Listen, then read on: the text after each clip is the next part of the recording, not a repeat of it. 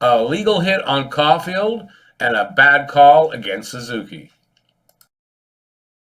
Last night in Montreal's 2-1 shootout victory over the Calgary Flames, their second 2-1 victory this month over Calgary, there were a couple of incidents. One was a hit on Cole Caufield that was kind of deemed incidental contact, which I think was actually a hit. It was still legal, and there was no call on the play, and that was right. But it wasn't incidental contact, in my opinion. And the other was like 10 minutes later, Nick Suzuki got called on a hit on Kadri, on Nazem Kadri. That wasn't a hit. A player was pushed into him. Kadri was pushed into him, and he got called on for hitting him when he clearly tried to avoid him. I have both plays. I'm going to break them down for you quickly and give you my opinion, and then you guys can let me know in the comment section after if you agree with me or don't agree with me. But it's clearly there was a mistake on the Nick Suzuki's call because did the refs not see what I saw? Clearly, he did not try to hit Kadri, and he was pushed into him. Sure, Nick braced for the contact, and I think that's why they called the penalty on him. But I mean, Kadri was being pushed into him. What did you want him to do except brace for it? He clearly tried to avoid him, and the only reason that Kadri went out for the concussion protocol was his head. He turned his head at the last second, and that's what contacted Nick's shoulder.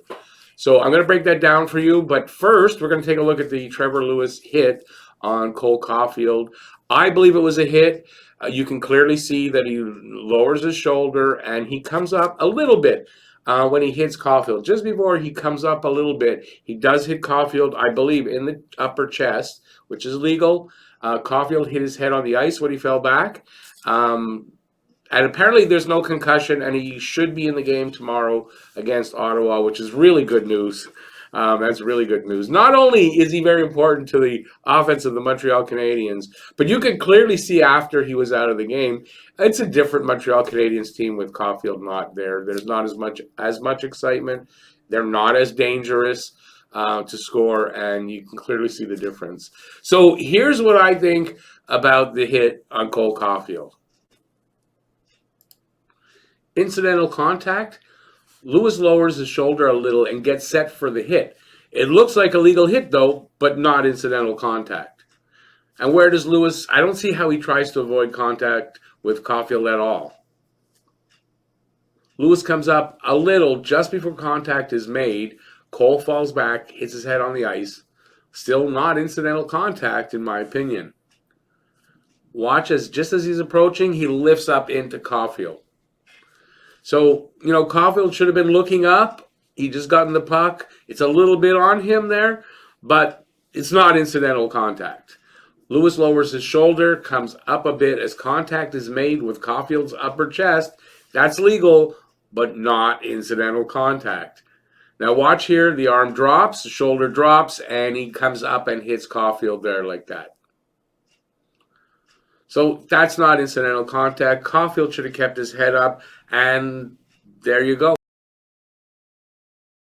Now, this second incident, which involves Nick Suzuki and Nazem Kadri, you can see that Kadri was pushed by Arbor Jacki into Nick Suzuki. Why he did that, I have no idea.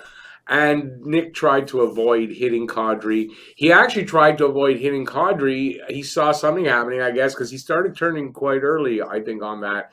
And then Jacki pushed Kadri into him. So he would have avoided hitting Kadri, and I think the way Kadri was moving too, I think they would have just avoided each other. But it didn't happen that way. Jacki pushed him into him. And then the refs called Suzuki for, I think it was interference. And I just don't get that. I know the game happens fast. I know they have to make quick judgments, but they're supposed to be really good at this. And Nick should not have been called for interference on that. You can't be interfering with a player when someone pushes that player into you. It's not how it works. So I think it was a bad call. In both of these incidents with Cole Caufield and Suzuki, I don't believe that they affected the game in any way. The non-call, and I don't think it was a call on Lewis. There shouldn't have been a call. or the penalty on Suzuki. I don't think in the end it affected the outcome of the game, but it's ridiculous some of the calls that these refs are making. It makes you wonder, why are they calling that against Montreal when it was clearly not a penalty? And we see this all the time, and it's not just sour grapes.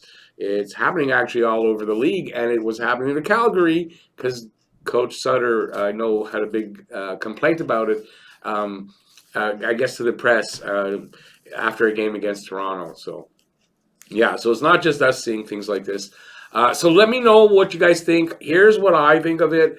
Here's the play broken down. And at the end, let me know what you guys think in the comment section.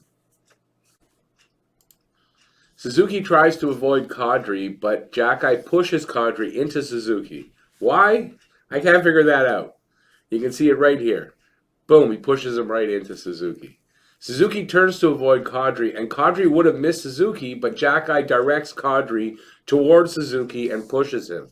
And you can see it right here. He directs him there and pushes him right into Suzuki. I can't figure out why he does that. It doesn't make any sense to me. Suzuki sees he can't avoid Kadri and braces for impact. Kadri is looking the other way and turns his head at the last second.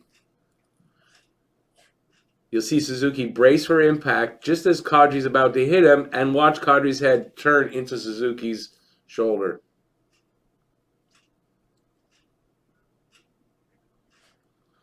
So Kadri's head impacts Suzuki's shoulder on the back, but it is incidental contact. Why was an interference penalty assessed to Suzuki?